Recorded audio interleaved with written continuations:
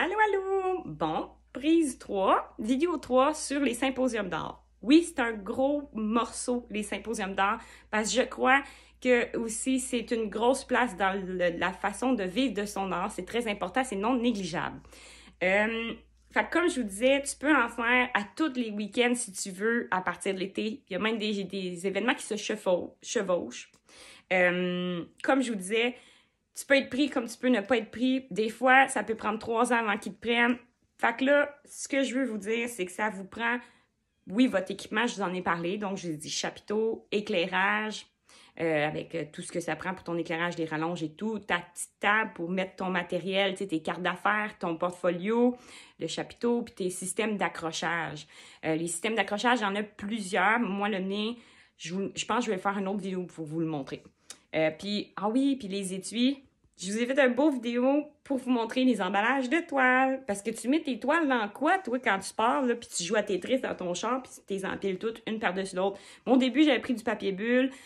J'étais la première et la dernière à partir des symposiums. C'était tellement long. Puis mon côté écologique, j'aimais pas tant ça. C'était efficace, le papier bulle, mais pas efficace au niveau de la rapidité, mettons, puis pas environnement. Puis après ça, j'ai acheté des housses de déménagement, là, des couvertes de déménagement. J'ai cousu ça avec mon amie de femme couturière. Je me suis fait des belles housses. Ils sont géniales, je les adore. Par contre, s'ils mouillent, parce que la réalité, c'est quand tu fais des symposiums d'art dehors, là, beau temps, mauvais temps, t'es là, toi. Des fois, t'arrives, il mouille déjà, ou c'est déjà mouillé. Moi, j'arrive avec mon étui de tissu, ça marche pas. Tu veux pas mettre de l'humidité là-dedans.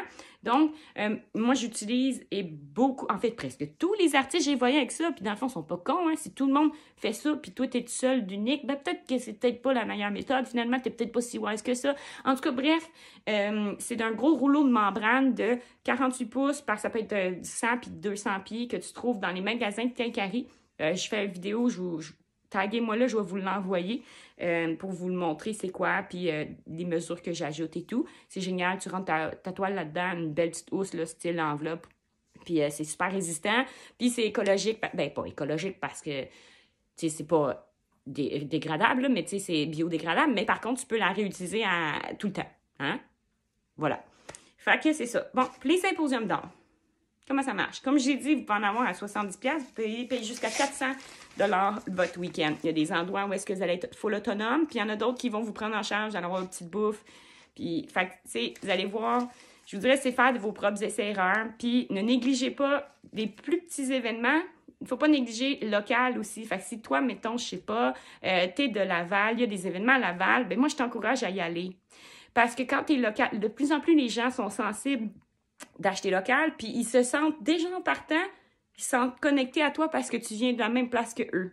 OK? Fait que dans le fond, pour te prendre dans un symposium d'art, tu passes par un jury. Fait qu'ils vont t'évaluer selon les photos que tu vas envoyer. Fait que c'est sur ton art en soi, hein? Ils vont regarder ton art, mais ils vont regarder la qualité des photos que tu les envoies. Pourquoi? Est-ce que tu prends ça au sérieux? Parce que si tu as pris une petite photo boboche qui est mal cadrée, la qualité d'image n'est pas belle, ben ils vont dire que peut-être que tu t'investis pas tant que ça dans ton art. Fait que c'est vraiment important d'envoyer des grandes qualités de photos. Puis oui, votre art, il faut qu'il y ait une cohérence.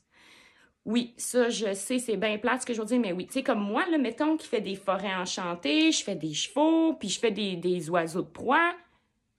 Je peux pas envoyer ça dans un symposium d'art. Puis les premières années, c'était ça mon problème aussi, je crois, là, plusieurs facteurs, là. Mais j'envoyais des nus, des fleurs et des paysages. Parce que, en général, ils vont te demander de 3 à 5 photos. Soyez cohérents. Montrez ce que vous avez de plus beau. Fait que je sais pas si toi aussi, t'es comme moi, t'as plusieurs styles. Puis toi, c'est tes visages de femme, ta plus belle, puis la cohérence, ta majoritaire partie de ton travail. Envoie ça. Puis, je vous le dis, ils s'attendent à, si tu as envoyé des visages, tu arrives avec des visages. OK?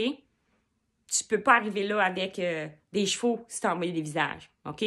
Si t'es pas un animalier, tu as une cohérence, ça va, mais il faut vraiment qu'il y ait une cohérence dans ce que tu envoies. Puis moi, même si je fais plusieurs styles, ça a pris des années dans les symposiums avant. Oups, j'en amenais une, puis des fois 2. Puis, mais ça reste que quand j'envoie ma candidature, mettons, moi, dans le domaine de l'art, on me connaît pour mes oiseaux de proie. Fait que je continue d'envoyer mes oiseaux de proie. ils me reconnaissent d'année en année. Ou mettons, je dis n'importe quoi, mais en fait, c'est pas vrai. C'est pas n'importe quoi, c'est vrai. Mettons Bromont. Bromont, c'est une ville où est-ce qu'il y a beaucoup de chevaux. Fait que moi, je les envoie tout à mes photos de chevaux à travers parce que, fait que je fais de l'animalier, mais avec les chevaux comme ça. Moi, je me dis, ben, ils savent que ça pogne les chevaux, c'est une ville à chevaux. Il y a l'international de Bromont, les chevaux, c'est reconnu à travers le monde, il est là, tu sais. Fait que je vous donne des trucs, c'est important. Ça te prend un CV d'artiste. Là, tu vas me dire, ouais, mais là, ben, Christ, j'ai écrit quoi dans mon CV d'artiste? Je ne l'ai jamais fait. Ben, c'est là que ça se monte. Ça se prépare, ça. Fait que là, dans le fond, je sais pas, moi, regarde dans ton village ou dans ta ville ou les places que tu vas, que tu peux probablement exposer. Des cafés, des bistrots, des petits restos, des dépanneurs, n'importe quoi. Ton ostéopathe, ta physio, ton chiro, un cabinet de médecin privé, je sais pas, moi.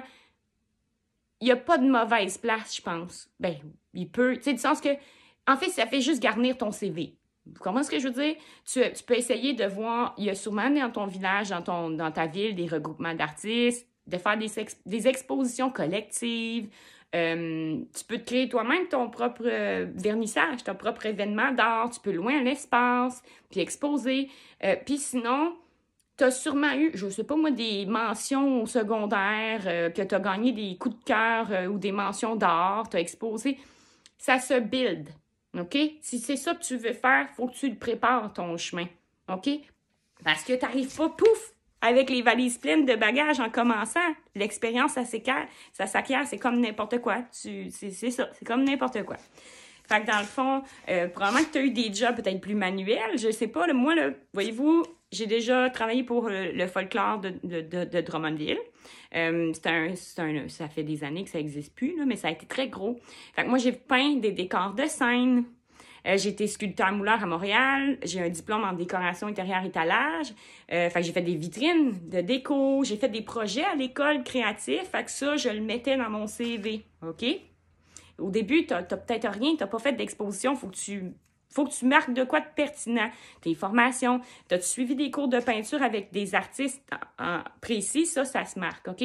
Fait que ton CV, c'est bien important. N'hésite pas à demander de l'aide à quelqu'un que t'es proche, peut-être.